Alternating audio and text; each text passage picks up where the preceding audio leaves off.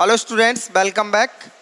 BSc first year के अंदर अपन बच्चों लास्ट क्लास में बीओ के नियम पढ़े थे। अपन ने घूर्णन के लिए बीओ ने जो नियम दिए थे, यह ध्रुवण तल की घूर्णकता अर्थात प्रकाशिक सक्रियता के नियम पढ़े थे। और उन नियमों में प्रकाशिक सक्रियता के नियम या घूर्णकता के नियम के लिए बीओ ने वो नियम दिए, और उन नियमों में उसने कुछ प्रयोगों के आधार पर जो निष्कर्ष निकले, उन निष्कर्षों को अपने नियमों में बताया। उसने सबसे पहला क्या नियम बताया बच्चों? पहला नियम बताया उसने कि जो प्रकाशिक सक्रिय पदार्थ है, उस प्रकाशिक सक्रिय पदार्थ में चली गई दूरी में प्रकाश किरण जितनी दूरी में उस प्रकाशिक सक्रिय पदार्थ में या घूर्णक पदार्थ में चलेगा, ध्रुवण तल के घूर्णन की मात्रा उतनी ही होगी। यानी ध्रुवण तल के घूर्णन कोण की मात्रा या घूर्णन कोण थीटा, उसमें चली गई दूरी के क्या होता है? समानुपाती होता है। दूसरा, थीटा इज प्रोपोर्शनल टू सी होता है। तीसरा, एक से अधिक प्रकाशिक सक्रिय पदार्थ या घूर्णक पदार्थों का मिश्रण लें और उस मिश्रण से अपन ध्रुवण तल का घूर्णन देखें, तो उन सभी पदार्थों के मिश्रण से जो ध्रुवण तल का घूर्णन होगा, वो घूर्णन कोण थीटा क्या होगा? उन अलग अलग पदार्थों के घूर्णन के बीजगणितीय योग के बराबर होगा। यस, ये तीसरा नियम बताया था मैंने आपको। Theta equal to theta 1 plus theta 2 plus theta 3 plus theta 4 dash dash dash. चौथा, मैंने तरंग दैर्घ्य पर निर्भरता बताई थी, और इसके अनुसार मैंने बताया था कि तरंग दैर्घ्य के वर्ग के व्युत्क्रमानुपाती होता है क्या? ये जो घूर्णन कोण है, ये घूर्णन कोण तरंग आपतित प्रकाश की तरंग दैर्घ्य के वर्ग के व्युत्क्रमानुपाती होता है। और इसके अनुसार मैंने बताया था कि श्वेत प्रकाश को अपन आपतित करें तो फिर इस स्थिति में क्या होगा बच्चों? श्वेत प्रकाश किसी पदार्थ से अपन उसको गुजारेंगे, प्रकाशिक सक्रिय पदार्थ से, तो अलग अलग तरंग दैर्घ्य के लिए उसका जो घूर्णन कोण है वो अलग अलग होगा। इससे श्वेत प्रकाश अलग अलग सातों रंगों में विभक्त हो जाएगा। ये क्या होगा? डिस्पर्जन ऑफ लाइट होगा। ठीक है। इसके बाद पांचवा मैंने बताया था, इसकी टेम्परेचर पे भी डिपेंडेंसी होती है, ताप पर निर्भरता। ये बियोट के 5 नियम थे। ठीक है। आज की क्लास में अपन पढ़ेंगे बच्चों विशिष्ट घूर्णांक, स्पेसिफिक रोटेशन, या विशिष्ट गुणांक भी बोलते हैं इसको। देखिए,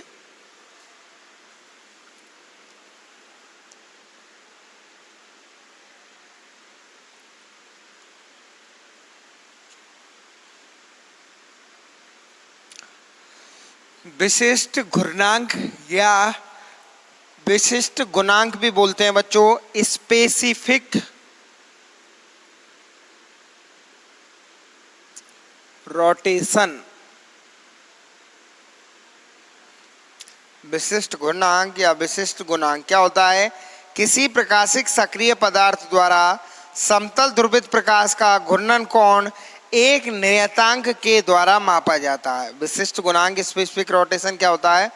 ध्रुवण घूर्णक पदार्थों में प्रकाशिक सक्रियता का मापन करने के लिए एक किसका उपयोग करते हैं बच्चों? एक गुणांक का या एक नियतांक का उपयोग करते हैं। मैं क्या बता रहा हूं आपको? प्रकाशिक सक्रियता का मापन करने के लिए प्रकाशिक सक्रियता क्या होती है मैं बता चुका हूं आपके लिए। प्रकाशिक सक्रियता का मापन करने के लिए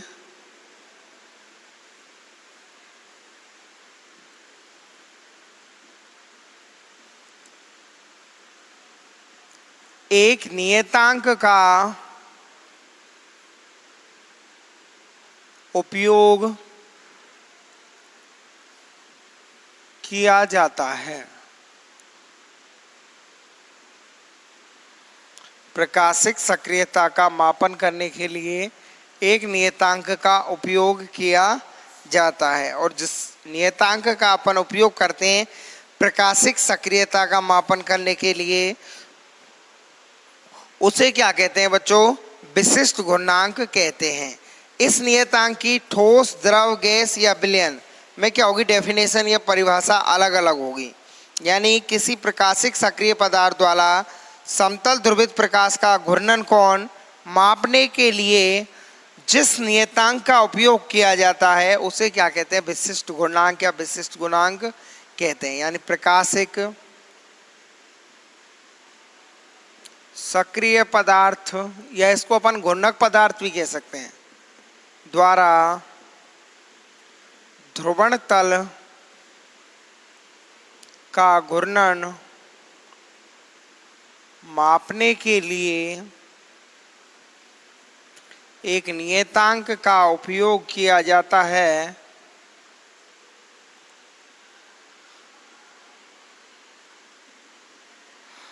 उस नियतांक को क्या कहते हैं बच्चों? विशिष्ट घूर्णांक कहते हैं। देखो दोनों आप डेफिनेशंस देखिए।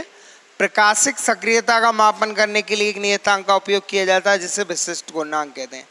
दूसरी में मैंने बताया प्रकाशिक सक्रिय पदार्थ द्वारा ध्रुवण तल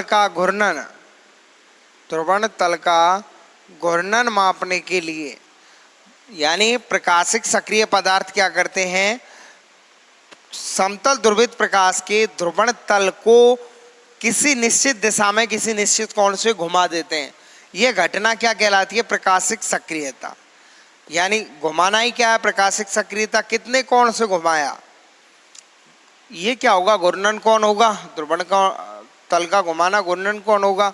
तो इसको मापने के लिए, प्रकाशिक सक्रियता का मापन करने के लिए या उसको जो घूर्णन है उसको मापने के लिए जिस नियतांक का उपयोग करते हैं, एक नियतांक का उपयोग करते हैं और उसे क्या कहते हैं? विशिष्ट गुणांक कहते हैं। अलग अलग माध्यमों में जैसे ठोस, द्रव, गैस, विलयन, इन अलग अलग माध्यमों में इस नियतांक की परिभाषा अलग अलग प्रकार से दी जाती है। जैसे सबसे पहले मैं बताऊं आपको ठोसों के लिए, घूर्णक पदार्थों में प्रकाशिक सक्रियता का मापन करने के लिए जिस नियतांक का उपयोग किया जाता है वो क्या कहलाएगा? वो विशिष्ट गुणांक कहलाएगा। और अलग अलग माध्यमों में इसकी डेफिनेशन अलग अलग होगी।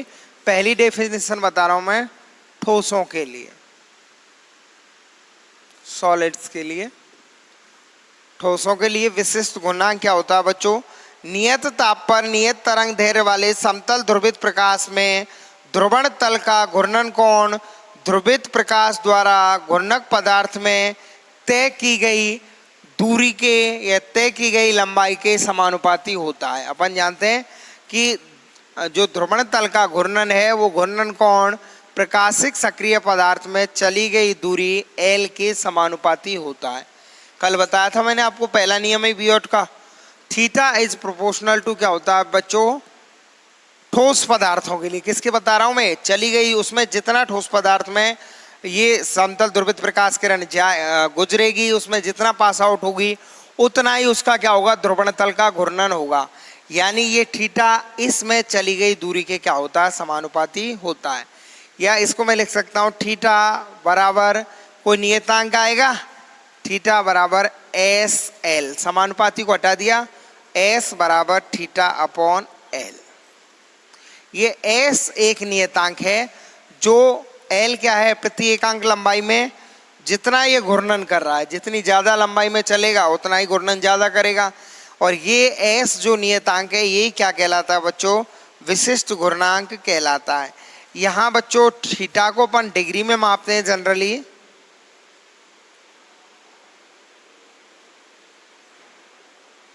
इसको मिलीमीटर में, ठीक है। तो S थीटा, S बराबर क्या हो गया? Theta upon L। और ये S क्या कहलाता है? ये विशिष्ट घूर्णांक कहलाता है। ये जो नियतांक है S, इसी को अपन क्या कहते हैं बच्चों? विशिष्ट नियतांक कहते हैं। इसके बाद दूसरी बात करें बच्चों अपन द्रवों के लिए। द्रवों के लिए अपन जानते हैं कि द्रवों में क्या होता है बच्चों? द्रवों के लिए अपन बात करें तो उसमें भी चली गई लंबाई के समानुपाती होता है और द्रव के घनत्व के भी ये क्या होता है? समानुपाती होता है। द्रवों में ठोसों के सापेक्ष समान लंबाई द्वारा ध्रुवण तल का घूर्णन बहुत कम होता है। और बच्चों द्रवों में डिपेंडेंसी कैसे होती है कि घूर्णन कोण एक तो लंबाई पर निर्भर करता है और उसके घनत्व पर निर्भर करता है। दूसरा है बच्चों पहला ठोसों का, दूसरा है लिक्विड्स के लिए, द्रवों के लिए।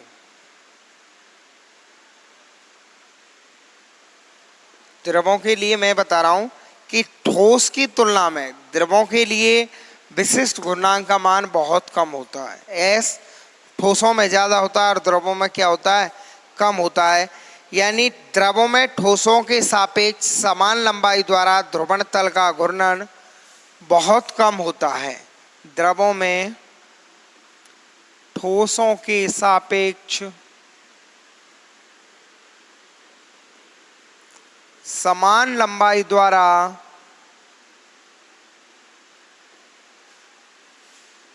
ध्रुवण तल का घूर्णन, बच्चों द्रवों में ठोसों के सापेक्ष ठोस की तुलना में समान लंबाई के द्वारा ध्रुवण तल का घूर्णन कैसा होता है, बहुत कम। समान लंबाई द्वारा ध्रुवण तल का घूर्णन बहुत कम होता है। यानी ठोसों में घूर्णन ज़्यादा होती है, घूर्णन की क्षमता, और द्रवों में क्या होती है बच्चों, कम होती है। द्रवों में घूर्णन कोण प्रकाश द्वारा द्रव में तय की गई दूरी या समतल ध्रुवित प्रकाश द्वारा द्रव में चली गई दूरी तथा द्रव के घनत्व पर निर्भर करता है। द्रवों में घूर्णन समतल ध्रुवित प्रकाश या प्रकाश द्वारा द्रव में चली गई दूरी तथा द्रव के घनत्व पर निर्भर करता है। यानी थीटा इज प्रोपोर्शनल टू, एक तो होता है एल, एक theta is proportional to D. यानी theta is proportional to L मतलब लंबाई पर चली गई दूरी के समानुपाती, और डी मतलब घनत्व, डेंसिटी। इन दोनों पर थीटा क्या होता है बच्चों, समानुपाती होता है। यानी थीटा को मैं क्या लिख सकता हूँ, इन दोनों से theta is proportional to L D लिख सकता हूँ। यानी समानुपाती को हटाएंगे तो एक नियतांक आएगा बराबर एस एल डी आएगा। एस बराबर क्या आ गया बच्चों, थीटा अपॉन एल डी। यानी द्रवों के लिए क्या होगा, S theta upon L D. Theta क्या होगा बच्चों, थीटा वही किस में होगा, डिग्री में होगा। थीटा का मान किस में निकालेंगे बच्चों, वही डिग्री में निकालेंगे अपन, ठीक है।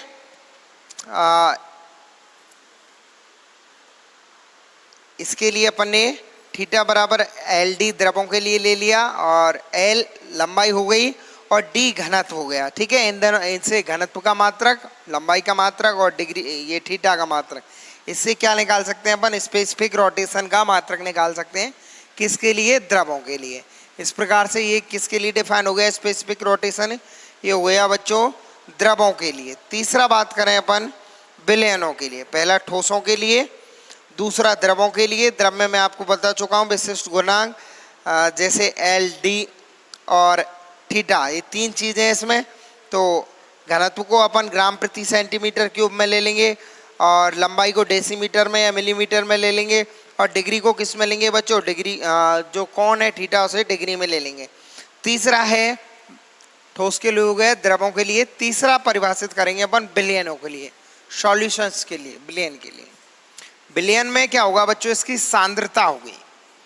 तो जो थीटा है, ध्रुवण तल का घूर्णन कोण जो थीटा है वो किस पर डिपेंडेंट होगा, विलयनों के लिए देखिए किस प्रकार से डिफाइन होगा।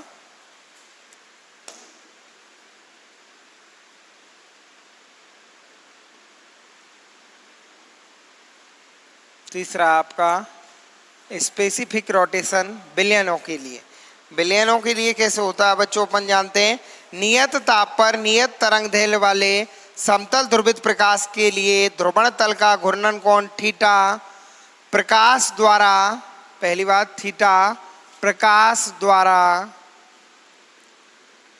तय की गई दूरी या लंबाई एल पर निर्भर करता है। एक तो विलयनों में भी जितनी दूरी चलेगा, अब आप कहोगे सर विलयन में कैसे चलेगा, विलयन से अपन जो प्रकाश किरण है उसे गुजारते हैं, कैसे, उसे एक पारदर्शी नली में भर लेते हैं, फिर उससे समतल ध्रुवित प्रकाश किरण को गुजारते हैं। तो तय की गई दूरी है लंबाई तथा विलयन की सांद्रता, विलयन की सांद्रता c पर निर्भर करता है। यानी थीटा इज प्रोपोर्शनल टू क्या होता है बच्चों, एल सी या सी एल। सी कंसंट्रेशन है इसका, सांद्रता है, और एल क्या है बच्चों, लंबाई है। प्रोपोर्शनल टू होता है वही थीटा बराबर एस सी एल होगा। एस बराबर वही थीटा अपॉन क्या आ जाएगा बच्चों, सी एल आ जाएगा।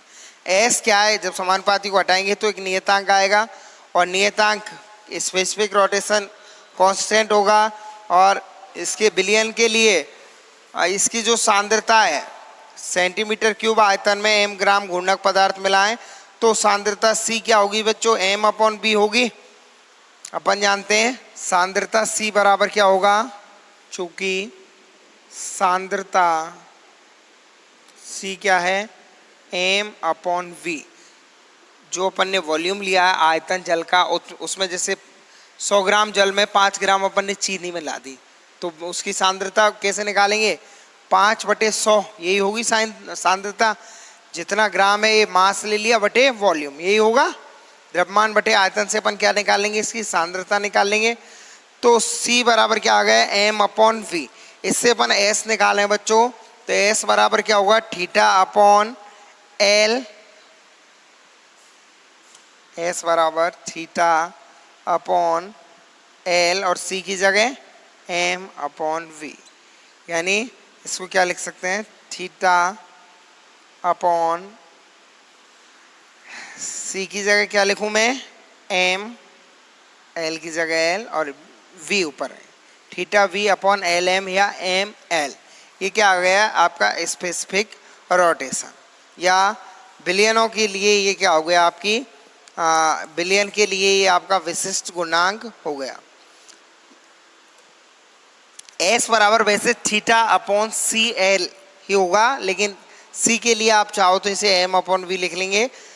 तो यहाँ विलयनों के लिए आप निकालेंगे इसका मात्रक, तो थीटा क्या हो गया, डिग्री में हो गया, और विलयनों के लिए सांद्रता C बराबर ग्राम प्रति सेंटीमीटर क्यूब हो गई, और लंबाई किस में हो गई, डेसीमीटर में। ठीक है यहाँ थीटा डिग्री में मात्रक आप निकाल ही लोगे, और C ग्राम प्रति सेंटीमीटर क्यूब में, और L डेसीमीटर में।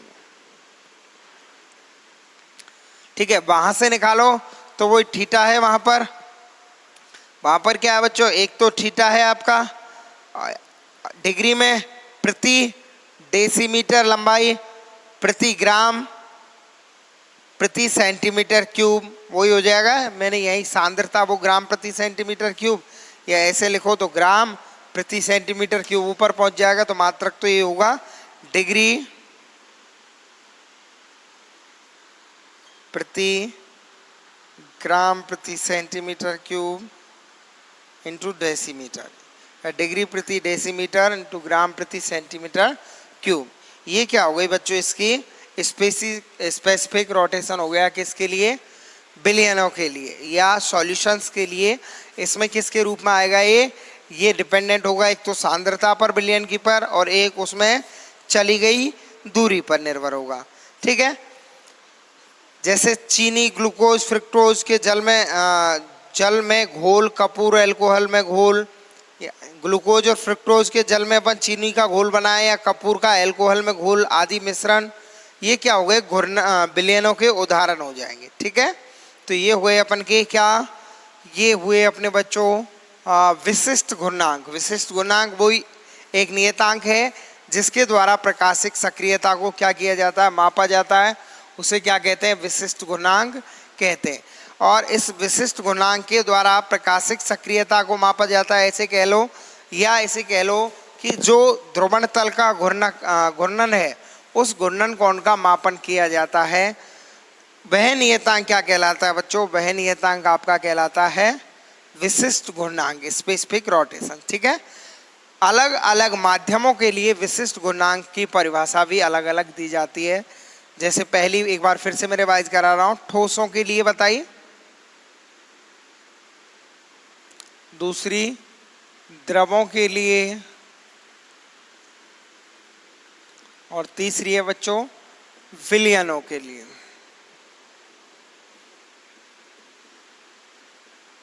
ठीक है। ठोसों के लिए बच्चों, कोई भी ठोस पदार्थ में ध्रुवण तल का जितना घूर्णन हुआ है उसका मापन जिस नियतांक से करेंगे क्या होगा बच्चों, विशिष्ट गुणांक।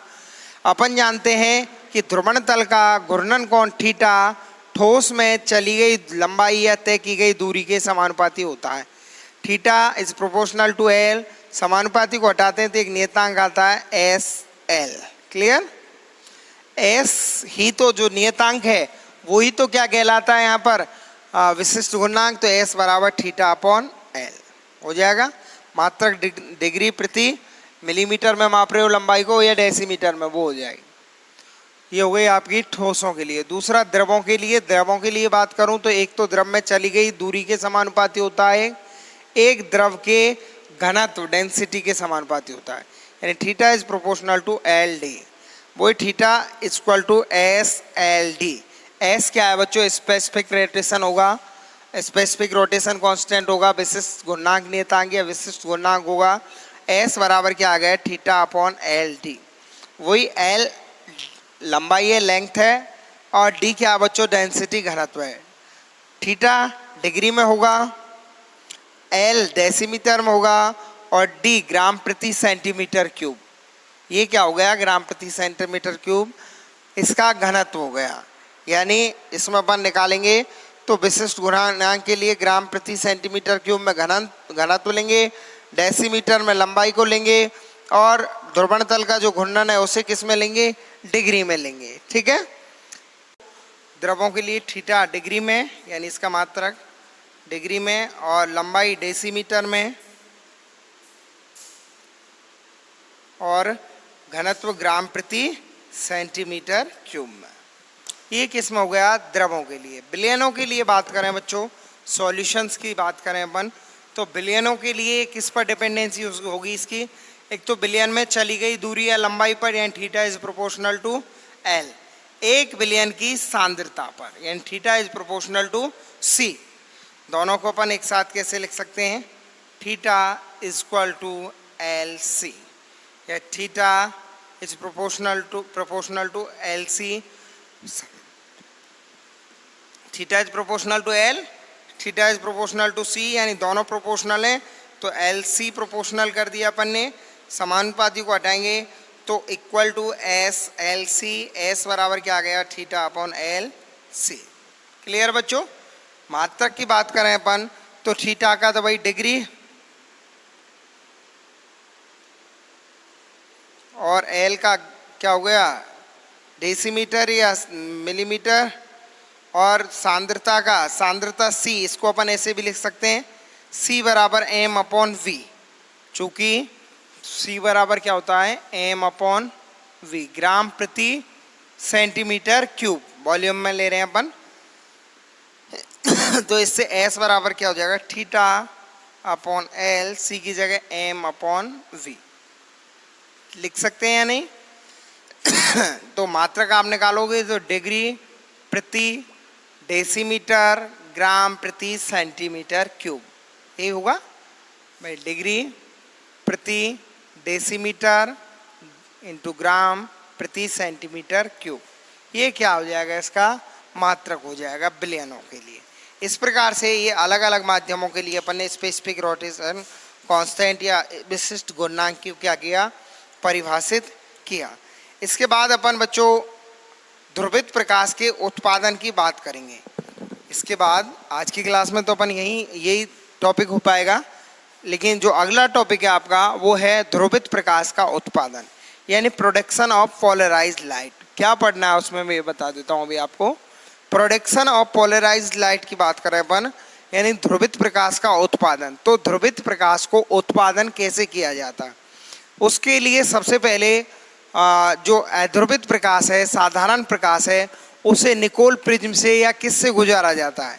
फिर किन स्थितियों में, सर्वप्रथम उसे निकोल प्रिज्म से गुजारते हैं, और निकोल प्रिज्म से ध्रुवित प्रकाश के उत्पादन के लिए जब अध्रुवित प्रकाश को निकोल प्रिज्म से गुजारते हैं तो पारगमित प्रकाश समतल ध्रुवित हो जाता है।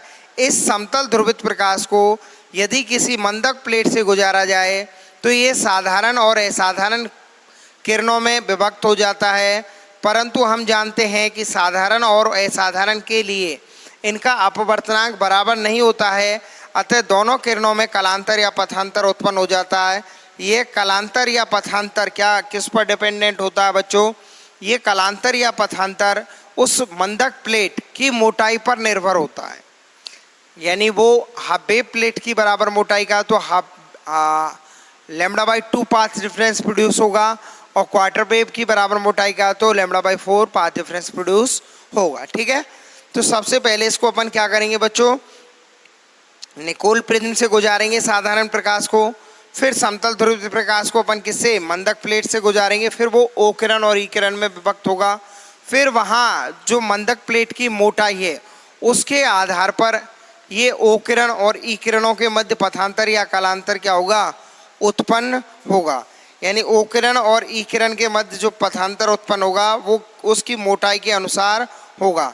यहाँ अपन देखेंगे कि सबसे पहले जो प्रोडक्शन ऑफ पोलराइज्ड लाइट होता है वो दीर्घवृत्तीय ध्रुवित प्रकाश के लिए होता है, दीर्घवृत्तीय। फिर अलग अलग स्थितियों में वह वृत्तीय और समतल ध्रुवित हो जाता है।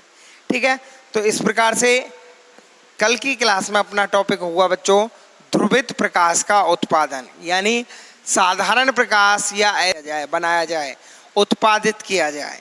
साधारण प्रकाश या अध्रुवित प्रकाश लेंगे, उससे ध्रुवित प्रकाश का उत्पादन किस प्रकार से किया जा सकता है, इसे अपन क्या कहेंगे, ध्रुवित प्रकाश का उत्पादन। और इसे पढ़ेंगे अपन नेक्स्ट क्लास में। आज की क्लास के लिए इतना ही, धन्यवाद।